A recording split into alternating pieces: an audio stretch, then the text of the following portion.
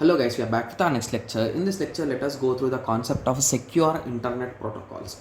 So basically, what is the need of security, guys? I think in this whole subject we discussed multiple times about the requirement of security, right? Yes. So even when you are using internet, the security is one of the most important thing, right? Yes. So that is the reason why we are always concentrating on these things. So the internet can be dangerous place with fraud and data thefts. So to help protect the small businesses data, it is a good idea to have a basic understanding of security protocols. So these protocols use the financial transactions and everything should be protected in a normal way. So that is the goal, guys. So here we are trying to use some kind of protocols using which you can secure things, guys. That is the main thing here. So the first protocol is nothing but HTTPS, guys, hypertext transfer protocol with security. Okay, hypertext transfer protocol with security. Okay, so this protocol you will be observing whenever you are visiting any kind of proper website, guys. So basically, if there is no S at the end for a website, you can say that it is a bit dangerous website. You cannot do any kind of online transaction because there is a high chance of occurrence of any kind of fraud, right? Yes. So is used by many websites as a security version of HTTP. That is nothing but HTTP, hypertext transfer protocol.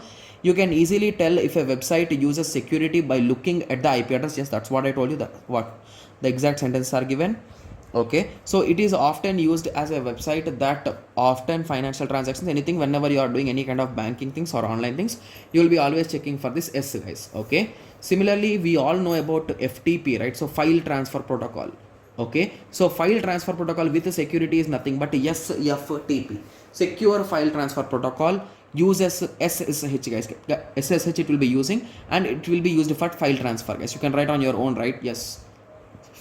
Okay, so similarly we are having SSH, that is nothing but a secured shell. Okay, so basically whatever things which we are using nowadays, most of them use this SSH only, guys. Okay, so VPNs, all those things will be using these only in the backend.